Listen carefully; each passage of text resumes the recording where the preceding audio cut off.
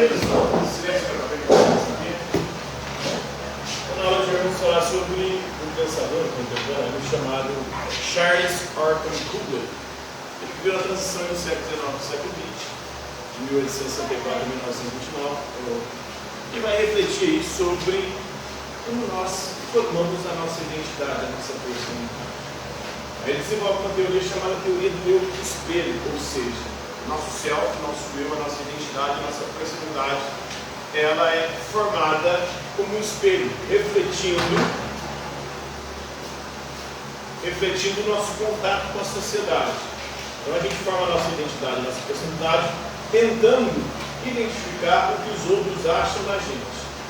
Então, à medida que nós vamos lidando e conhecendo o que os outros pensam, o que os outros acham, o que os outros imaginam de nós, nós vamos formando o nosso eu, principalmente através de algumas respostas emocionais.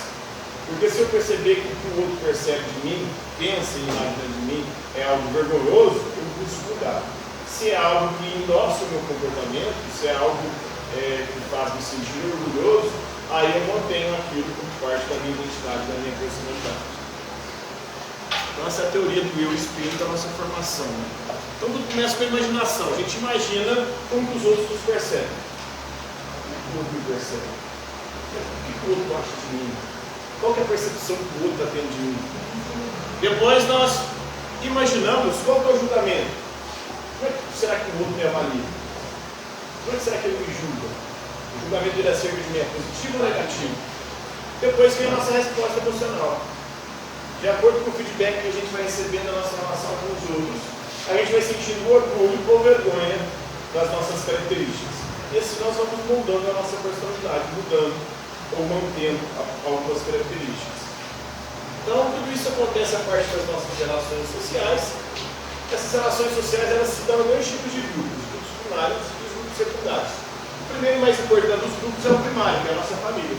São as pessoas com quem a gente tem mais intimidade. Depois os amigos também. São essas pessoas que são mais importantes ali na formação da nossa identidade e da nossa personalidade. Depois os grupos secundários, que são os grupos um pouco mais distantes, mais formais, como a escola, como o trabalho. São ambientes onde você ali não tem muita proximidade, o contato é menor e é muitas vezes mediado ali por atividades que não são tão prazerosas e não deixam que se desperte a intimidade, né? Então, Charles Orton Coolidge, ele nasceu em Michigan, nos Estados Unidos da América, ele desenvolveu essa teoria do eu espelho, ou seja, o meu eu, a nossa identidade, a nossa personalidade, ela é construída na nossa relação com os outros.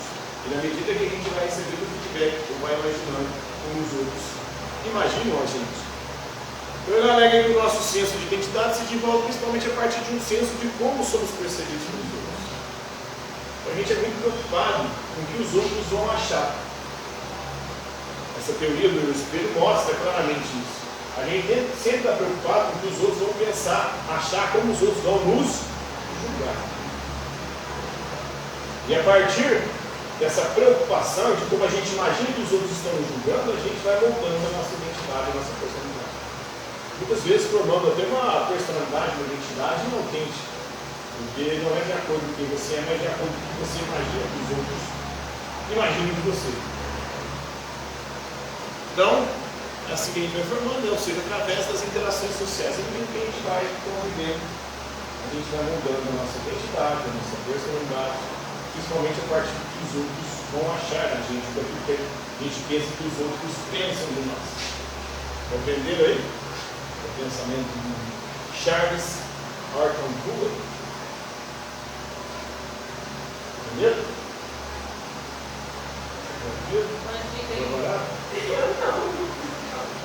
O nosso eu se forma como? Através das interações sociais. A gente vai mudando a nossa identidade, a nossa personalidade a partir daquilo que a gente acha que os outros pensam da. Basicamente, resumidamente, é assim.